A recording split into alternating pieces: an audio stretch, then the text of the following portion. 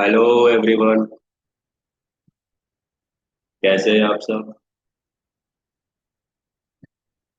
तो इस वीडियो में हम लोग कंटिन्यू करेंगे अपना इंडस्ट्रियल सेफ्टी क्रैश कोर्स को, जो कि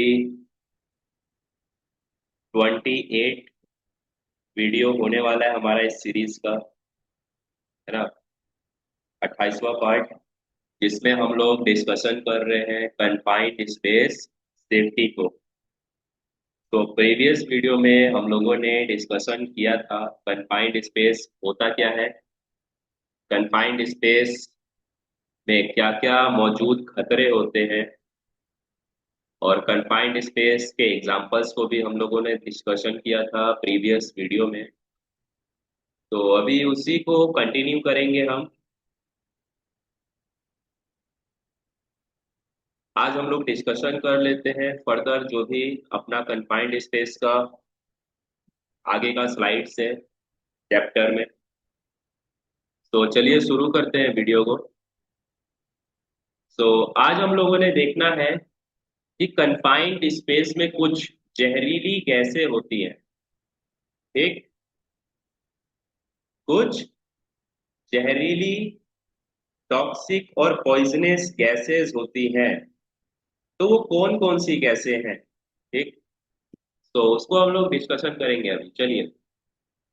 the most common toxic chemical in confined space fatalities are hydrogen sulphide and carbon monoxide. ठीक, यहाँ पे बोला गया है कन्फाइंड स्पेस के अंदर आपको टॉक्सिक गैस के रूप में, टॉक्सिक केमिकल के रूप में हाइड्रोजन सल्फाइड और कार्बन मोनोऑक्साइड जैसी जहरीली गैसें प्राप्त होती हैं, जो कि हमारे स्वास्थ्य के लिए हानिकारक है।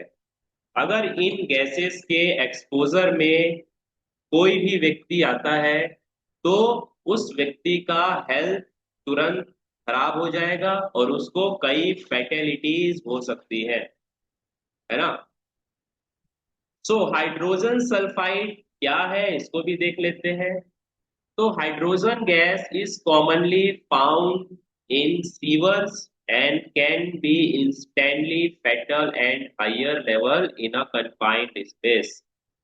यानी बोला गया है कि कन्फाइंड स्पेस गैस जो है आपको ज्यादातर कहाँ मिलेगा? सीवर पाइपलाइंस में, गटर्स में मिलेगा।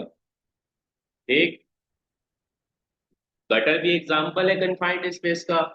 वहां पे हमें hydrogen sulphide H2S gas commonly मिलता है, आम तौर पर मिलता है। ठीक, और इसके कांटेक्ट में आने से instantly fatal accidents higher levels के होते हैं। यानी हाइड्रोजन सल्फाइड जो गैस है ये बहुत ही खतरनाक गैस होती है।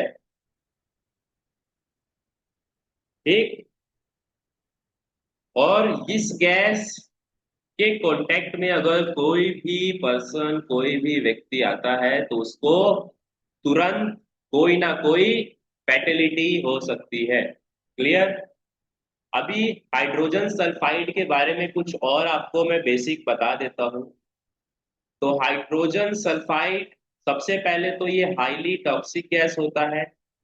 अगर कोई आपसे पूछे हाइड्रोजन सल्फाइड के बारे में आप क्या जानते हैं, तो आप बताइएगा हाइड्रोजन सल्फाइड एक बहुत ही खतरनाक गैस है और बहुत ही जहरीला गैस है, हाईली टॉक्सिक। क्लियर? इसका कम मात्रा भी हमारे शरीर में कुछ फैटिलिटी या फिर हेल्थ इफेक्ट कर सकता है, पहुंचा सकता है। हाइड्रोजन सल्फाइड कलरलेस और ऑर्डरलेस गैस होता है। यानी इसका कोई कलर नहीं है और कोई सुगंध नहीं है, ऑर्डरलेस। ठीक, कन्फाइंड स्पेस में पाए जाने वाला जो हाइड्रोजन सल्फाइड टॉक्सिक गैस है, उसका यहाँ पे प्रॉपर्टी बता रहा हूं मैं कि hydrogen sulphide highly toxic gas होता है, और यह कलरलेस होता है और ऑर्डरलेस होता है। यानी इसका कोई रंग नहीं होता और इसको सूंघा भी नहीं जा सकता, सूंघ के भी पता नहीं लगाया जा सकता। और क्या होता है? तो इस गैस का अभी तक कोई भी व्यक्ति टेस्ट पता नहीं कर पाया कि ये कैसा है ना। ये आपको गैस के फॉर्म में और पाउडर के फॉर्म में, दोनों फॉर्म में मिलता है। क्लियर। ये पाउडर फॉर्म में भी आपको मिलता है। तो इसका किसी ने अभी तक टेस्ट भी पता नहीं किया है। क्यों? क्योंकि इसका हल्का सा मात्रा को भी अगर कोई एक्सपोज करता है तो उसका तुरंत हेल्थ इश्यू हो जाता है। ठीक है। और क्या?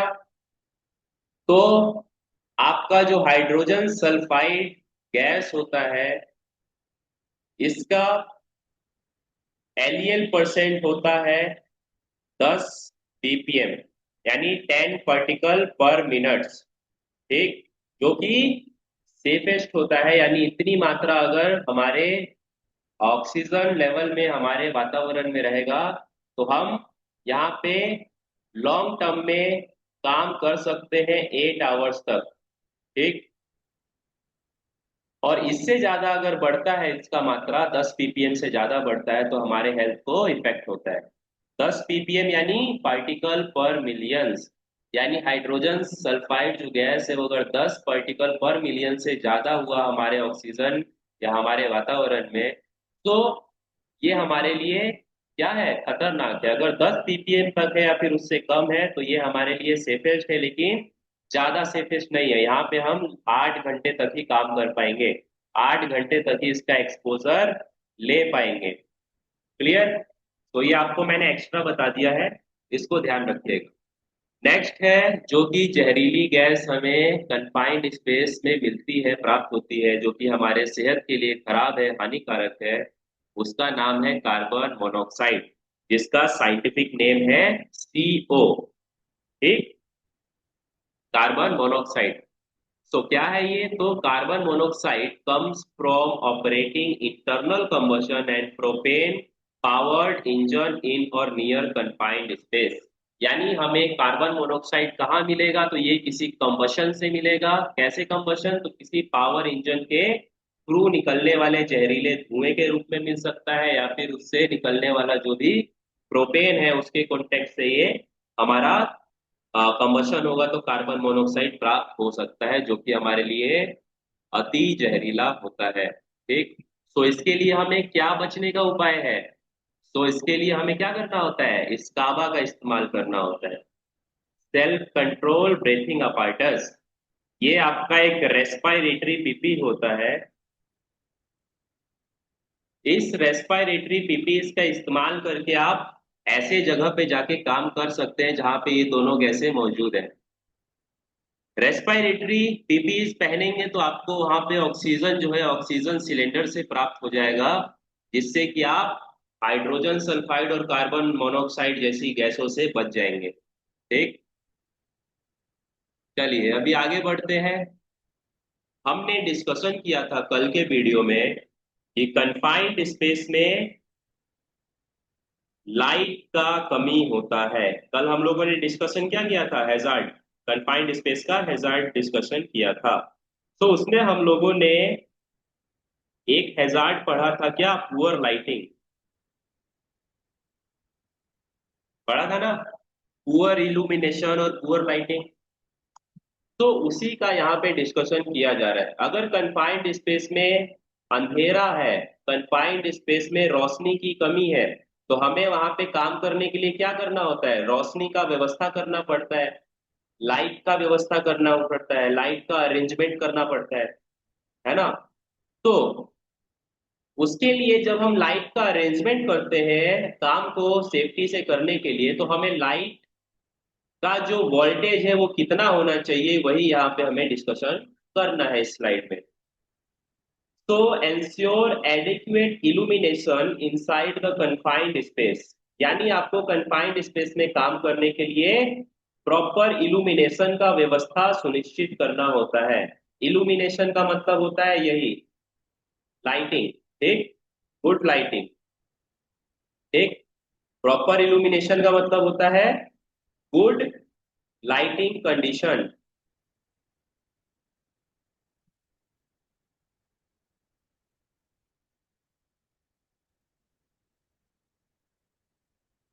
क्लियर।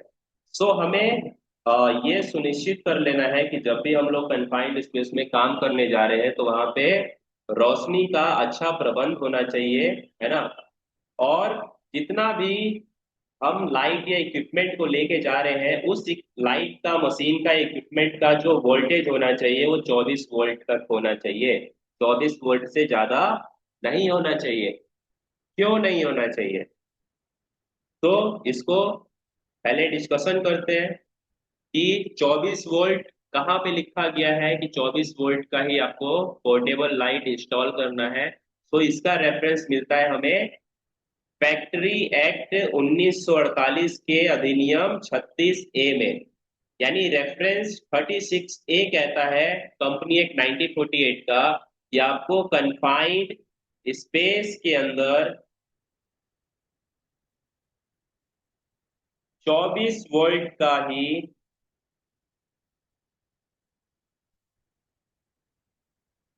एलईडी या नॉन हीटिंग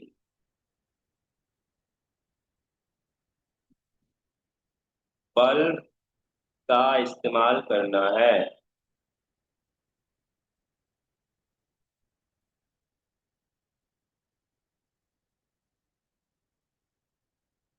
ठीक है।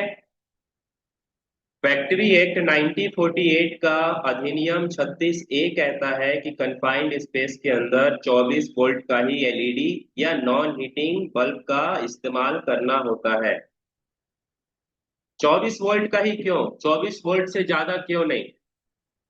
क्वेश्चन बनता है। तो 24 वोल्ट से ज्यादा इसीलिए नहीं, क्यों? क्योंकि जो आपका लाइट होता है ना, वो क्या रिलीज करता है? हीट रिलीज करता है, गर्मी। समझे? और कंफाइंड स्पेस में वैसे ही हाई टेम्परेचर होता है। वहां पे हाई टेम्परेचर है, और वहां पे और आप ऐसा लाइट लगा दो जिससे कि और गर्मी बढ़ जाए, तो वो भी एक दिक्कत है। प्लस और एक दिक्कत है, कंफाइंड स्पेस में फ्लेमेबल मटेरियल्स होते हैं, फ्लेमेबल गैसेस होती हैं। ठीक। तो फ्लेमेबल गैस में फ्लेम पकड़ने के लिए हीट, फ्यूल और ऑक्सीजन होना चाहिए। और अगर आप वहां पे गर्मी ज्यादा प्रोवाइड कर देंगे तो वो एक चांस क्रिएट कर देता है आग को जल्दी फैलाने के लिए, जल्दी क्रिएट करने के लिए। तो ये भी एक कंडीशन है जिसकी वजह से बोला गया है कंपनी एक 1948 में कि आपको कंफाइंड स्पेस में 24 वोल्ट का ही एलईडी या नॉन हीटिंग बल्ब का इस्तेमाल करना है। तो इसको भी आप लोग याद रखिएगा, नोट कर लीजिएगा अलग से कि कंफाइंड स्पेस में मात्र आपको 24 वोल्ट तक का ही लाइट का इस्तेमाल करना है या फिर बल्ब का इस्तेमाल करना है। ठीक, जो कि काम को सेफ्टी से कराने के लिए सही है। चलिए अब आगे बढ़ते हैं। अभी तक हम लोगों ने डिस्कशन किया था कंफाइंड स्पेस का हैजार्ड्स को। अभी डिस्कशन करेंगे कंफाइंड स्पेस में जो हैजार्ड्स है उसको कंट्रोल कैसे किया जाए। यानी हैजार्ड्स को कम कैसे किया जाए। हम लोग क्या कर सकते हैं? हैजार्ड को कम कर सकते हैं, कंट्रोल कर सकते हैं, उस पे काबू कर सकते हैं। हैजार्ड्स को कभी भी हम खत्म नहीं कर सकते। ठीक। हैजार्ड हम लोग खत्म नहीं कर सकते। ठीक। क्यों? एक्सीडेंट अनवांटेड होता है ना, अनचाही घटना होती है एक्सीडेंट। तो चलिए आगे देखते हैं हम लोग कंफाइंड स्पेस का हैजार्ड्स को कैसे कंट्रोल किया जाए, उस पर डिस्कशन करते हैं।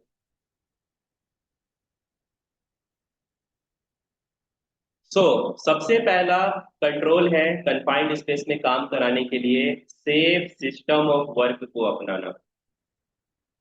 इसको हम शॉर्ट फॉर्म में SSW भी बोलते हैं। यानी काम कराने के लिए सही तरीके का इस्तेमाल कीजिए, सुरक्षित तरीके का, सही मेथड का इस्तेमाल कीजिए जिससे कि आपका काम सुरक्षित तरीके से कंप्लीट हो जाए। और सेफ सिस्टम ऑफ वर्क को तैयार करने के लिए हम लोग रिस्क असेसमेंट का मदद लेते हैं। रिस्क असेसमेंट क्या है? तो रिस्क असेसमेंट एक रिटर्न और लीगल डॉक्यूमेंट होता है जिसके द्वारा हम किसी भी कार्य को सुरक्षित तरीके से करने के लिए तैयार करते हैं। एक सेकेंड, कॉल आ रहा है ना। हेलो।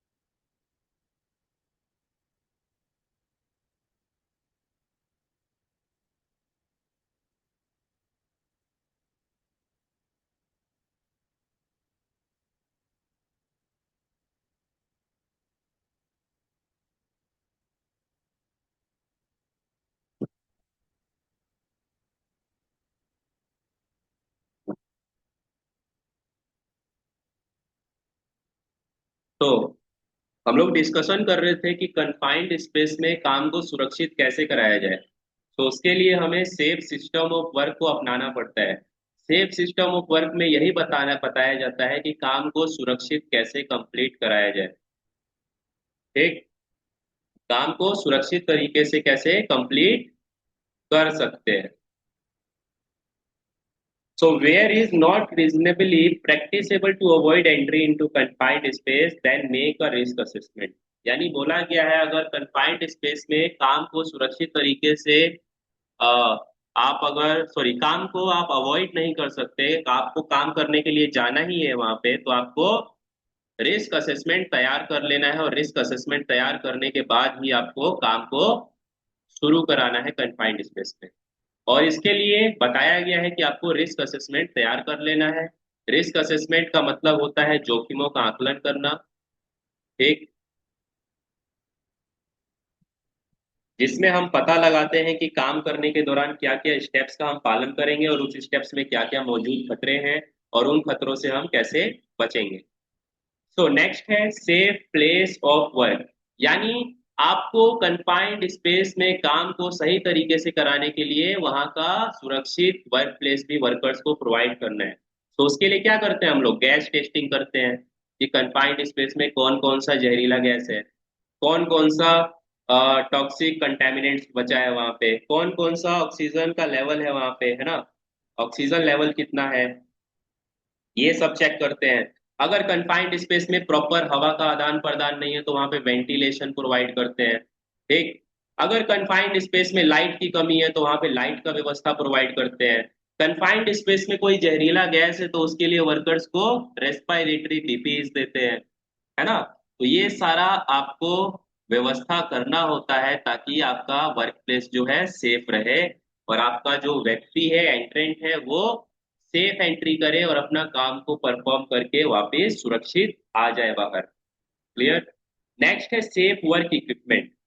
यानी काम को कराने के लिए सेफ वर्क इक्विपमेंट भी प्रोवाइड करना है। जैसे permit the use of the safest work equipment possible. For example low voltage electric. अगर आप कंफाइंड स्पेस में काम कराने के लिए इलेक्ट्रिसिटी का व्यवस्था ले रहे हैं, जैसे लाइट का व्यवस्था कर रहे हैं, तो सेफ लाइट का इक्विपमेंट का इस्तेमाल करना है। जैसे वहां का वोल्टेज 24 वोल्ट से ज्यादा नहीं होना चाहिए, वहां पे आपको बैरिकेशन करके रखना है। पीपीज जो वर्कर को दे रहे हैं उसका कंडीशन अच्छा होना चाहिए, उसका स्टैंडर्ड्स अच्छा होना चाहिए, है ना। तो ये सारी चीजें हमें तैयार करके वर्कर्स को देनी है जिससे कि अपना कंफाइंड स्पेस का जो हैजार्ड है वो कंट्रोल में आ सके। नेक्स्ट है safe substance for use at work. यानी substituting dangerous flammable toxic substance such as chemical और गैस फॉर सेफर अल्टरनेटिव्स। यानी बोला गया है आपको क्या करना है, काम को कराने के लिए आपको जितना भी फ्लेमेबल और टॉक्सिक सब्सटेंस है उसको कंट्रोल करना है। उन सभी गैसेस को या फिर उनका अल्टरनेटिव निकालिए, उनको कम कीजिए, या फिर उसके लिए आप कुछ सेफ्टी इक्विपमेंट का इस्तेमाल कीजिए, पर्सनल प्रोटेक्टिव इक्विपमेंट्स का इस्तेमाल कीजिए जिससे कि वर्कर्स अपने काम को सुरक्षित तरीके से कर पाए। ठीक। नेक्स्ट है safe management supervision and monitoring. यानी आपको कार्य को कराने के लिए उस कार्य प्लेस का अच्छा सुपरविजन और अच्छा देखरेख या मॉनिटरिंग भी करवाना है, जिससे वहां का काम सुरक्षित तरीके से और सेफ्टी से कंप्लीट किया जा सके। अगर वहां पे कोई इमरजेंसी क्रिएट होता है तो इमरजेंसी में कैसे डील किया जाए उसके लिए वर्कर्स को ट्रेनिंग दीजिए। वहां का कम्युनिकेशन मेथड अच्छा रखिए, कन्फाइंड स्पेस के अंदर अगर कोई व्यक्ति गया है तो उसके साथ बराबर तालमेल रखिए, बातचीत करते रहिए, है ना।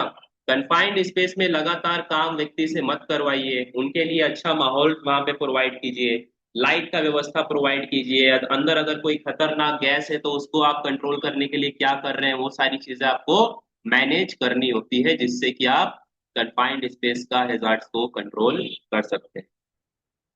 नेक्स्ट है सेफ वर्कर्स, यानी वर्कर्स को आप क्या करेंगे, सेफ्टी प्रोवाइड करने के लिए वर्कर्स को ट्रेनिंग भी दे सकते हैं। Employees must be fully trained, यानी एम्प्लॉइज को आपको ट्रेनिंग देना है। ट्रेनिंग क्या देना है, तो उनको काम के बारे में बताना है कि आपका जो कन्फाइंड स्पेस का काम है, कार्य है, वो कैसा कार्य है, खतरनाक है तो कितना खतरनाक है, उसमें क्या क्या सावधानियां बरत के आपको काम करनी है, वो आपको वर्कर्स को बताना होता है।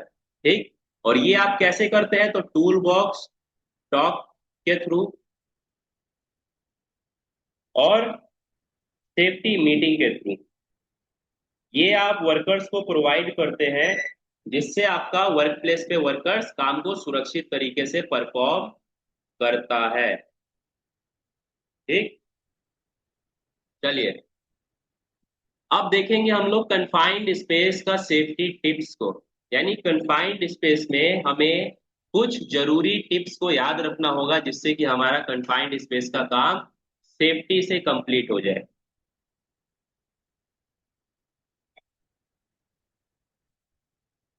ठीक। सबसे पहला पॉइंट जो है वो यहाँ पे बोल रहा है,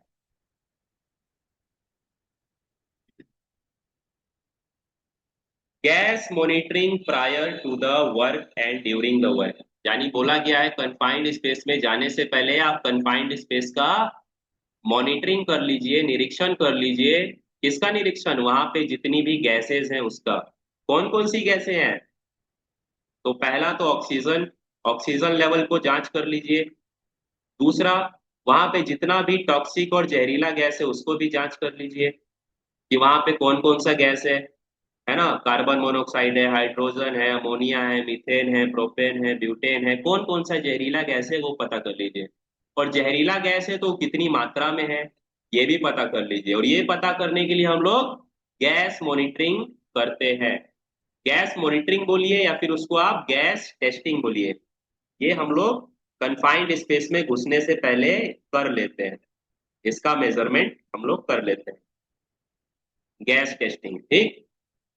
सेकंड है provide ventilation prior to the work and during the work. यानी आपको कन्फाइंड स्पेस में एंट्री करने से पहले क्या करना है, वहां का वेंटिलेशन को सुनिश्चित कर लेना है कि वहां का हवा का आदान प्रदान प्रॉपर तरीके से हो। ठीक। तो उसके लिए हम लोग क्या करते हैं, कुछ अल्टरनेटिव सेफ्टी इक्विपमेंट्स का इस्तेमाल करते हैं। जैसे आपके सामने स्क्रीन पर ये इमेज है, इसको बोला जाता है जेट एयर ब्लोअर। इस जेट एयर ब्लोअर के माध्यम से हम क्या करते हैं, कन्फाइंड स्पेस में वेंटिलेशन प्रोवाइड करते हैं। वेंटिलेशन बोले तो हवा का आदान प्रदान अच्छा होना चाहिए, ताकि वर्कर्स को कन्फाइंड स्पेस में काम करने में कोई दिक्कत परेशानी न हो। Clear. Third point, confined sorry conduct safety training to the workers. यानी वर्कर्स को आपको क्या करना है, सेफ्टी ट्रेनिंग भी प्रोवाइड करना है, जिससे वर्कर्स को भी मालूम रहे कि कन्फाइंड स्पेस में कौन कौन से खतरे हैं और उन खतरों से कैसे बचा जाएगा, खतरों से कैसे डील किया जाएगा, ये आपको वर्कर्स को ट्रेनिंग में बताना होता है। क्लियर। चलिए, नेक्स्ट पॉइंट है proper personal protective equipments and assign hole watcher. आपको बोला गया है कि कंफाइंड स्पेस में काम कराने के लिए सूटेबल पर्सनल प्रोटेक्टिव इक्विपमेंट्स का इस्तेमाल करना चाहिए। इसका इस्तेमाल करेंगे तो क्या होगा, हम लोग खतरों से बचे रहेंगे। ठीक। और क्या बोला गया है, आपको होल वॉचर का असाइन करना होगा वहां पे। असाइन का मतलब होता है लागू कराना है, होल वॉचर को वहां पे प्रोवाइड करना है। होल वॉचर कौन होता है, अटेंडेंट होता है। हम लोग प्रीवियस वीडियो में डिस्कशन किए थे कन्फाइंड स्पेस का अटेंडेंट। अटेंडेंट को ही होल वॉचर बोलते हैं। होल वॉचर का क्या काम है, तो होल वॉचर का काम है कि कन्फाइंड स्पेस में जो भी व्यक्ति काम करने के लिए गया है उस व्यक्ति का सारा डेटा रखे, उसका अटेंडेंस रखे, उसका टाइमिंग नोट करके रखे और उसके साथ कम्युनिकेशन करता रहे और इमरजेंसी में रिस्पॉन्स दे। ये काम होता है होल वॉचर का या फिर अटेंडेंट का। तो इसका भी हमें प्रोविजन करना पड़ेगा जब भी कंफाइंड स्पेस में काम होगा। नेक्स्ट है prepare safety sign and conduct head count. यानी बोला गया है वर्क प्लेस पे कंफाइंड स्पेस में जहां भी काम होगा वहां पे आपको सेफ्टी साइन बोर्ड लगाना है। ठीक, सेफ्टी साइन बोर्ड जैसे कि आपके सामने ये यहाँ पे इमेज है ना, ये क्या है, सेफ्टी साइन है। इस तरीके से आपको साइन बोर्ड लगा देना है ताकि लोगों को पता रहे कि यहाँ पे कंफाइंड स्पेस है। और कंफाइंड स्पेस क्या है, डेंजर है, खतरा है, खतरनाक है। और इसमें काम करने के लिए हमें परमिट का जरूरत है। इसमें आप बिना परमिशन के मत जाइएगा। ठीक, तो इस तरीके से साइन बोर्ड लगा देना है। और क्या करना है, हेड काउंट करना है। हेड काउंट का मतलब क्या होता है, गिनती करना है। क्या गिनती करोगी जी, वर्कर्स, एंट्रेंट, कितना एंट्रेंट अंदर गया कितना एंट्रेंट बाहर आया, इसका हमें हेड काउंट करना होता है। ठीक।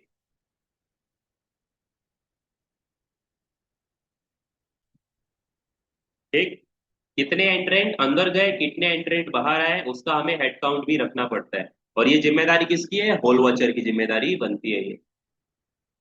अगला है emergency preparedness and plan drill and rescue equipment.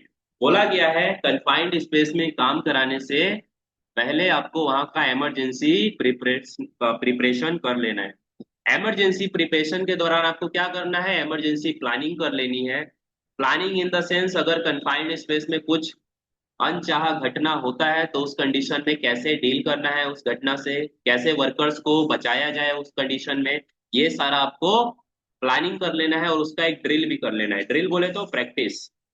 और रेस्क्यू इक्विपमेंट्स का भी प्रोविजन कर देना है। रेस्क्यू इक्विपमेंट में कैसा रेस्क्यू इक्विपमेंट आता है, तो ट्राइपॉड, जो कि आपके सामने यहाँ पे लगा हुआ है, इसको बोलते हैं ट्राइपॉड। देखिए यहाँ पे ये जो लगा हुआ है ट्रायंगुलर, इसको बोलते हैं ट्राइपॉड, जो कि कंफाइंड स्पेस का रेस्क्यू इक्विपमेंट है। इसमें देखेंगे ट्राइपॉड है और ट्राइपॉड में एक पुली लगा हुआ है। इस पुली से एक वायर रोप कनेक्टेड है। अब ये वायर रोप किस काम में आता है, तो ये वायर रोप से व्यक्ति को अंदर या ऊपर अंदर या बाहर खींचा जाता है। ठीक, इसी ट्राइपॉड के कनेक्शन के थ्रू व्यक्ति अंदर जाता है और अपना काम करके वापस इसी ट्राइपॉड के मदद से वापस भी आता है। ठीक, और अगर कोई दुर्घटना हो जाती है तो इसी ट्राइपॉड का मदद करके व्यक्ति को खींचा जाता है ऊपर की तरफ। तो ये सारे टिप्स को आप लोग याद रखिएगा, 6 टिप्स मैंने बताया। ये टिप्स आपको कन्फाइंड स्पेस का कार्य कराने में हेल्प करता है, मदद करता है। क्लियर। नेक्स्ट है अपना एयर टेस्टिंग।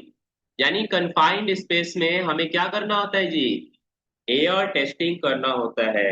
अभी हम लोगों ने डिस्कशन किया ना, एयर टेस्टिंग को और क्या बोलते हैं, गैस टेस्टिंग। क्या बोलते हैं, तो गैस टेस्टिंग भी बोलते हैं। और यह गैस टेस्टिंग किस इक्विपमेंट के मदद से की जाती है, तो गैस मॉनिटर के मदद से की जाती है या फिर गैस डिटेक्टर के मदद से की जाती है। ठीक है, अभी देख लेते हैं एयर टेस्टिंग क्यों करना होता है। तो एयर टेस्टिंग का पर्पस क्या है, सो ensure air is free from toxic and flammable gases and has adequate oxygen. बोला गया है एयर टेस्टिंग या गैस टेस्टिंग करने का मकसद यही है, पर्पस यही है कि आपको पता लगाया जा सके कि वहां पे जो कन्फाइंड स्पेस में हवा है वो शुद्ध होनी चाहिए, वहां का जो ऑक्सीजन लेवल है वो बराबर होना चाहिए, वहां पे कोई टॉक्सिक या फ्लेमेबल गैस का पता लगाया जाए। इसके लिए हम लोग गैस टेस्टिंग या एयर टेस्टिंग करते हैं। अब इसका प्रोसेस क्या है? तो conducted by a competent person with a calibrated gas detector. यानी गैस टेस्टिंग करने के लिए हमें एक तो कॉम्पिटेंट पर्सन का जरूरत होता है, जिसको कि गैस टेस्टिंग मेथड के बारे में पूरी जानकारी होती है, और यह व्यक्ति गैस डिटेक्टर के माध्यम से यह पूरा प्रोसेस अपना करता है। अगला है कंटिन्यूअस मॉनिटरिंग। रिक्वायर्ड कंडीशंस में चेंज ड्यूरिंग वर्क और एज अ वर्क प्रिकॉशन। अभी बोला गया है गैस टेस्टिंग आपको क्या करना है, कंटिन्यू रखना है। कंटिन्यू बोले तो बार बार, बार बार आपको गैस टेस्टिंग गैस मॉनिटरिंग करते रहना है। क्यों करते रहना है? क्या पता कभी कौन सी गैस लीक हो जाए, है ना। क्योंकि आपको कंफाइंड स्पेस में वर्कर्स को लगातार काम नहीं कराना होता, है ना। समय समय पर वर्कर्स को बाहर बुलाना होता है वापस। कंफाइंड स्पेस से, कंफाइंड स्पेस में से वर्कर्स को बाहर बुलाना होता है। कितने समय में बुलाना होता है? तो ये याद रखिएगा, 45 मिनट में। कन्फाइंड स्पेस में अगर कोई व्यक्ति एंटर किया है तो उसको 45 मिनट के अंदर एग्जिट कर जाना है उस कन्फाइंड स्पेस में। और जब व्यक्ति दोबारा एंट्री करेगा कन्फाइंड स्पेस में, तो एंट्री करने से पहले दोबारा कन्फाइंड स्पेस का गैस टेस्टिंग कर लेना है। ठीक, ये बात याद रखिएगा आप सभी जो भी वीडियो देख रहे हैं। ठीक, ये पॉइंट को नोट कर लीजिएगा, बहुत इंपॉर्टेंट पॉइंट है। कन्फाइंड स्पेस में व्यक्ति को 45 मिनट तक ही काम कराना है। 45 मिनट के बाद कन्फाइंड स्पेस से व्यक्ति को बाहर बुला लेना होता है। और जब व्यक्ति दोबारा जाएगा कन्फाइंड स्पेस में, तो दोबारा कन्फाइंड स्पेस का गैस टेस्टिंग होता है। ठीक, ये बात याद रखिएगा।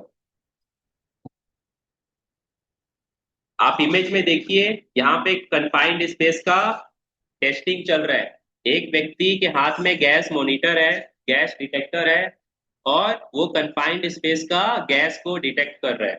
ठीक, और एक चीज मैं आप सभी को बता देना चाहूंगा, जो कि आपके लिए बहुत जरूरी है इस चैप्टर के लिए, उसको भी नोट डाउन कर लीजिएगा आप लोग। अगर कोई आपसे पूछता है कन्फाइंड स्पेस में गैस टेस्टिंग कितने लेवल्स में होती है, क्वेश्चन भी लिख देता हूं मैं। कन्फाइंड स्पेस में गैस टेस्टिंग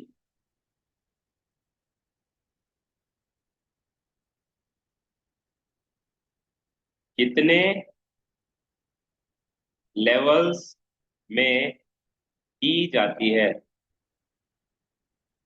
ये हो गया क्वेश्चन। इसका आंसर क्या है?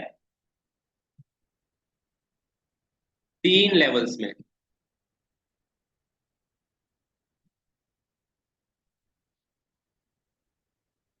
3 लेवल्स में क्यों? तो आपके सामने एक इमेज है, यहाँ पे देखेंगे, ये कॉर्नर में एक इमेज है आपके सामने। आपको शायद क्लियर दिख रहा हो या ना दिख रहा हो, मैं यहाँ पे बताता भी चलूंगा। कन्फाइंड स्पेस में कई तरीके की गैसें होती है जो कि जहरीली होती है, और कुछ गैसें ऐसी होती हैं जो कि हवा से हल्की होती है। कुछ गैसें ऐसी होती है जो कि हवा से हल्की होती है, और कुछ गैसें ऐसी होती है जो कि हवा से भारी होती हैं, और कुछ गैसें ऐसी होती है जो कि हवा के समान होती हैं। तो इसीलिए हमें गैस टेस्टिंग 3 लेवल्स में करना होता है। लेवल 1 का गैस टेस्टिंग, लेवल 2 का गैस टेस्टिंग, और लेवल 3 का गैस टेस्टिंग। यानी 3 लेवल्स में हमें गैस टेस्टिंग कन्फाइंड स्पेस का करना होता है। क्यों करना होता है मैंने आपको बता दिया, कि जो भी जहरीली गैसें होती हैं वो हवा के रूप में होती हैं, और हवा हमारे वातावरण में होगा तो हवा से भारी भी गैसें होती हैं और हवा से हल्की भी गैसें होती हैं और हवा के समान भी गैसें होती हैं। ठीक। तो यहाँ पे भी आपको इमेज में दिखाया जा रहा है, ये है आपका लेवल 1, ये है आपका लेवल 2 और ये है आपका लेवल 3। यानी 3 लेवल्स में गैस को टेस्ट किया गया है। लेवल 1 में मीथेन गैस है जो कि लाइटर देन एयर है, यानी हवा से हल्की है। कार्बन मोनोऑक्साइड है जो कि हवा के समान होती है। हाइड्रोजन सल्फाइड गैस है जो कि हवा से भारी होती है, हैवियर टू एयर। क्लियर। सो इसीलिए हमें 3 लेवल्स में गैस टेस्टिंग करनी होती है ताकि सभी गैसेस के बारे में पता लगाया जा सके, है ना। तो चलिए इतना ही था। नेक्स्ट बढ़ते हैं अगले स्लाइड में। गैस टेस्टिंग डिवाइस, यानी गैस टेस्टिंग के लिए हमें कौन कौन सा गैस टेस्टिंग डिवाइस का इस्तेमाल करना है। तो किसका इस्तेमाल करना होता है जी? गैस डिटेक्टर का, जो आप यहाँ इमेज में देखेंगे ये इस व्यक्ति के हाथ में है। इसको बोलते हैं गैस डिटेक्टर। और गैस टेस्टिंग करता कौन है? तो ऑथराइज गैस टेस्टिंग वर्कर, यानी इसके लिए एक अलग से व्यक्ति होता है। ठीक। इसके लिए अलग व्यक्ति असाइन किया जाता है जो कि कन्फाइंड स्पेस में गैस टेस्टिंग करता है, कैलिब्रेटेड गैस टेस्टिंग डिवाइस के मदद से। ठीक। यानी गैस टेस्टिंग डिवाइस या फिर गैस डिटेक्टर डिवाइस के मदद से क्या करता है? गैस टेस्टिंग करता है। ठीक। अब गैस टेस्टिंग में हमें क्या क्या चीज का टेस्टिंग करना होता है? तो test the atmosphere in the following order, यानी आपको देखना होता है वहां पे ऑक्सीजन कितने लेवल्स की है, कंबस्टेबल गैस कितना है, और टॉक्सिक गैस का लेवल कितना है। ठीक। ऑक्सीजन हमें चेक करना है, तो ऑक्सीजन कितना होना चाहिए? 19.5 से 23.5% होना चाहिए, तो सेफ है। कंबस्टेबल गैस कितना होना चाहिए? तो इसका एलईएल 10% होना चाहिए, है ना। यानी इसकी मात्रा जो है कंबस्टेबल गैस की 10% होनी चाहिए, तो वो सेफ है। 10 से ऊपर जाएगा तो अनसेफ है।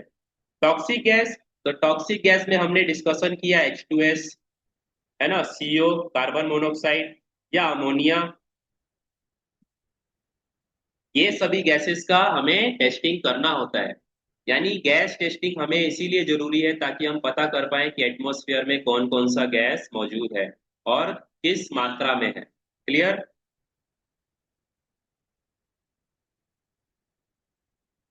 आप इमेज में भी देख पा रहे होंगे गैस टेस्टिंग हो रही है।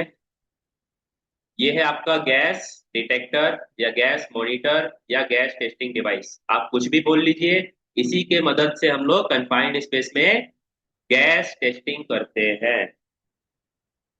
ठीक। और ये कन्फाइंड स्पेस में एंट्री करने से पहले किया जाता है। उसके बाद आपके सामने एक इमेज है। इस इमेज में आप लोग देख पा रहे होंगे कि आपको कन्फाइंड स्पेस में वेंटिलेशन प्रोवाइड किया जा रहा है। वेंटिलेशन बोले तो हवा का आदान प्रदान।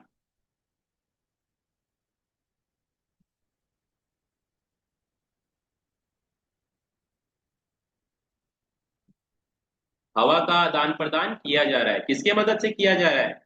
तो जेट एयर ब्लोअर के माध्यम से। ठीक। जो कि आपके सामने इमेज में है। चलिए, अब कन्फाइंड स्पेस में काम को कराने के लिए कुछ सेफ्टी इक्विपमेंट्स होता है, तो सेफ्टी इक्विपमेंट्स आपका इमेज में दिखाया गया है। सबसे पहला है फुल बॉडी हार्नेस बेल्ट, ये है आपके सामने। इस बेल्ट को लगा के वर्कर को अंदर भेजना है। दूसरा है मूवेबल फेंसेस, यानी यहाँ पे आपको बैरिकेशन कर देना है, फेंसिंग लगा देना है। फेंसिंग बोले तो घेराबंदी कर देनी है। तीसरा gas meter, toxic gas meter, यानी गैस मीटर से आपको गैस को चेक कर लेना है। चौथा है स्ट्रेचर, यानी किसी व्यक्ति को अगर कुछ हो गया तो स्ट्रेचर के माध्यम से उसको लेके जाया जा सके सेफ प्लेस पे। ब्रेथिंग अपार्टस, ब्रेथिंग अपार्टस यानी यहाँ पे एक सिलेंडर है। इस सिलेंडर के माध्यम से वर्कर अपना सुरक्षित साफ सांस ले पाएगा। रेस्क्यू टेटर, ठीक, रेस्क्यू सीटेटर, यानी इसके माध्यम से आप क्या करेंगे? रेस्क्यू कर सकते हैं व्यक्ति को, वर्कर को। चेस्ट बेल्ट होता है इसके अंदर। नेक्स्ट है फर्स्ट एड बॉक्स, यानी व्यक्ति को कोई चोट लग जाए तो उसके कारण उसका तुरंत इलाज किया जा सके वर्क प्लेस पे, ठीक, बैंडेज ट्रीटमेंट वगैरह किया जाए। हेड लैम्प या हेड टॉर्च, यानी व्यक्ति को कंफाइंड स्पेस में भेजने से पहले उसको लाइट का व्यवस्था कर दीजिए हेड लैम्प और हेड टॉर्च के मदद से, जो कि 24 वोल्ट से ज्यादा नहीं होना चाहिए। दूसरा है सेफ्टी बूट, वर्कर को सेफ्टी शूज भी प्रोवाइड कर दीजिए जो कि नॉन स्लिपरी होगा और स्टील टो का बना रहेगा, स्टील टो गार्ड उसमें इंस्टॉल रहता है। नेक्स्ट है कम्युनिकेटर, यानी व्यक्ति को कम्युनिकेशन डिवाइस प्रोवाइड कर दीजिए, वॉकी टॉकी प्रोवाइड कर दीजिए जिससे कि आपका उससे बात होता रहे बराबर। लाइफ लाइन, लाइफ लाइन एक रस्सी होती है जिसके मदद से व्यक्ति को बांधा जाता है और तब कंफाइंड स्पेस के अंदर भेजा जाता है। नेक्स्ट है ट्रैफिक कोन और साइन बोर्ड, यानी वहां पे आपको साइन बोर्ड का व्यवस्था कर देना है जिससे कि बाकी लोगों को भी पता रहे कि वहां पे क्या काम चल रहा है और किस चीज का काम चल रहा है। एयर ब्लोअर, एयर ब्लोअर के माध्यम से हम क्या करते हैं, वेंटिलेशन प्रोवाइड करते हैं वर्क प्लेस पे जिससे कि हवा का आदान प्रदान अच्छा हो जाता है। नेक्स्ट है tripod and fall arrester. Tripod यहाँ पे ये एक डिवाइस होता है जिसके मदद से व्यक्ति को कंफाइंड स्पेस के अंदर भेजा जाता है और वहां से इमरजेंसी के दौरान व्यक्ति को निकाला भी जाता है।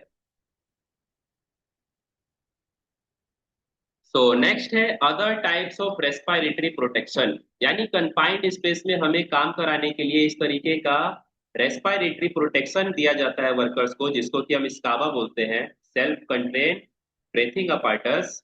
तो ये वर्कर्स को प्रोवाइड करना है, तो ये कैसा होना चाहिए, तो उसी के बारे में यहाँ पे बताया गया है।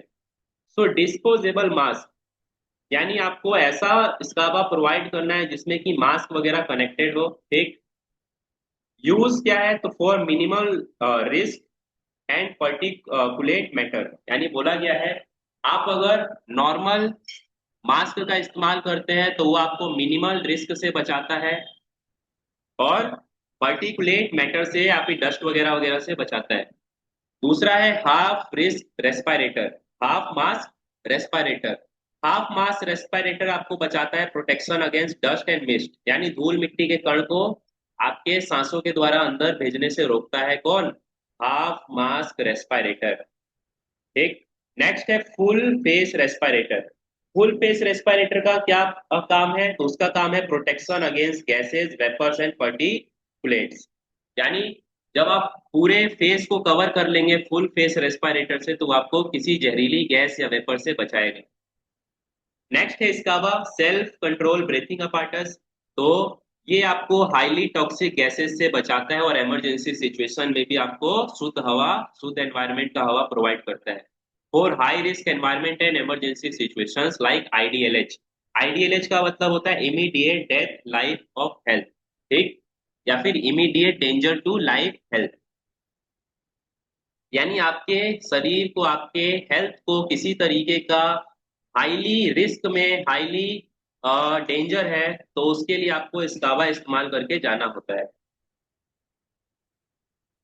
देख सकते हैं आप लोग, ये स्काबा लगाया हुआ है पीछे व्यक्ति ने और ये स्काबा पहन के कंफाइंड स्पेस में घुसा है। स्काबा में एक सिलेंडर होता है जिसमें कि ऑक्सीजन होता है और वो सिलेंडर का जो पाइपलाइन है आपके मास्क से कनेक्टेड होता है जो कि आपने चेहरे पे लगाया है और उसी के थ्रू आप शुद्ध हवा लेते हैं, ठीक।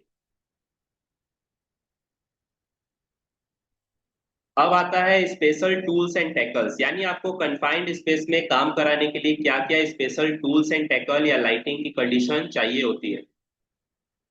तो non sparking tool essential where flammable और एक्सप्लोजिव एटमॉस्फेयर आर प्रेजेंट, यानी जहां पर ज्वलनशील पदार्थ या फिर आग लगने का खतरा ज्यादा होता है तो वहां पे हम लोग नॉन टॉक्सिक या नॉन स्पार्किंग टूल का इस्तेमाल करते हैं जिससे कि चिंगारी वगैरह न निकले, जिससे कि आग लगने का खतरा कम हो। Protected lighting use specially protected lighting to prevent ignition risk, यानी आपको वर्क प्लेस पे कंफाइंड स्पेस में अगर काम कराना है तो वहां पे लाइट का व्यवस्था सुटेबल होना चाहिए और कितना होना चाहिए, 24 वोल्ट का लाइट होना चाहिए। Electric short precaution, so employ extra low voltage equipment and residual current device in certain confined space, यानी confined space के अंदर अगर इलेक्ट्रिक शॉक से बचना है तो उसके लिए हमें लो वोल्टेज इलेक्ट्रिसिटी इक्विपमेंट का इस्तेमाल करना है। क्लियर। अभी कंफाइंड स्पेस में इमरजेंसी रेस्क्यू प्लानिंग की जानी चाहिए। इमरजेंसी रेस्क्यू प्लानिंग क्यों करनी चाहिए? ताकि वर्कर्स अगर किसी दुर्घटना का शिकार हो जाते हैं तो तुरंत उनको रेस्क्यू किया जा सके। ठीक। तो इमरजेंसी प्लानिंग में क्या क्या प्लानिंग की जाती है, तो वही यहाँ पे इस पॉइंट में, इस स्लाइड में डिस्कशन करेंगे पॉइंट टू पॉइंट। सबसे पहले develop procedure tailor to the confined space nature risk and emergency scenario. यानी आपको सबसे पहले प्रोसीडर को डेवलप करना है, जिसमें आपको पता करना है कि कन्फाइंड स्पेस कैसा कन्फाइंड स्पेस है, कन्फाइंड स्पेस में कितने बड़े लेवल का रिस्क है, और वहां पे क्या क्या इमरजेंसी हो सकती है। ठीक। दूसरा ब्रेथिंग अपार्टस, आपको वर्कर्स को, एम्प्लॉयज को, एंट्रेंट को अप्रूव करना है गुड कंडीशन का ब्रेथिंग अपार्टस। ब्रेथिंग अपार्टस क्या, तो स्काबा या फेस मास्क, है ना, filter face mask, half face mask, dual filter face mask, ये सब आपको प्रोवाइड करना है, जिससे व्यक्ति सुरक्षित तरीके से सांस ले पाए। Reviving apparatus suitable for emergency use, यानी कुछ ऐसा एक्स्ट्रा सूटेबल इमरजेंसी इक्विपमेंट इस्तेमाल करना है जिससे व्यक्ति इमरजेंसी कंडीशन में भी ऑक्सीजन ले पाए। Oxygen air supply sufficient vessels available, यानी आपको ऑक्सीजन का, एयर का सप्लाई वर्क प्लेस पे करना है। कैसे करना है, तो वेंटिलेशन वगैरह आपको बराबर रखना है, वेंटिलेशन। ठीक। और वहां पे कई तरीके का जो इक्विपमेंट्स मैंने बताया, ब्रीथिंग अपार्टस वगैरह प्रोवाइड कर देना है। सेफ्टी हार्नेस एंड बेल्ट या रोप्स, आपको वर्कर्स को रेस्क्यू करने के लिए वहां पे सेफ्टी हार्नेस और रोप्स का इस्तेमाल करना है। सेफ्टी हार्नेस क्या है, तो सेफ्टी हार्नेस एक बेल्ट होता है जिसको कि व्यक्ति पहन के कंफाइंड स्पेस में जाता है, और अगर कुछ इमरजेंसी हो जाती है तो उसके माध्यम से बाहर खड़ा व्यक्ति उसको आसानी से रेस्क्यू कर लेता है, खींच लेता है। ठीक। Alarm system audio and visual alarm alert दस आउटसाइड, यानी अलार्म सिस्टम भी आपको रखना है। ठीक। जिससे कि कोई दुर्घटना या कोई भी इमरजेंसी इंसिडेंट अगर क्रिएट होता है तो बाहर खड़े व्यक्ति को तुरंत पता चल जाए। ठीक है। तो आप देख सकते हैं इमेज में, यह है आपका कंफाइंड स्पेस रेस्क्यू का प्लानिंग। यह है आपका ट्राइपॉड, ट्राइपॉड में लगा हुआ है यहाँ पे पुली, इसको बोलते हैं पुली। और इस व्यक्ति ने क्या पहना है, हार्नेस बेल्ट पहना है। ये सारी चीजें हमें वर्क प्लेस पे प्रोवाइड करनी है जब भी कंफाइंड स्पेस का काम चलेगा। तो ये था वीडियो हमारा कंफाइंड स्पेस का, यहीं पे चैप्टर खत्म होता है। ठीक। नए वीडियो में नए चैप्टर के साथ हम लोग मिलेंगे। तब तक के लिए गुड बाय सभी को।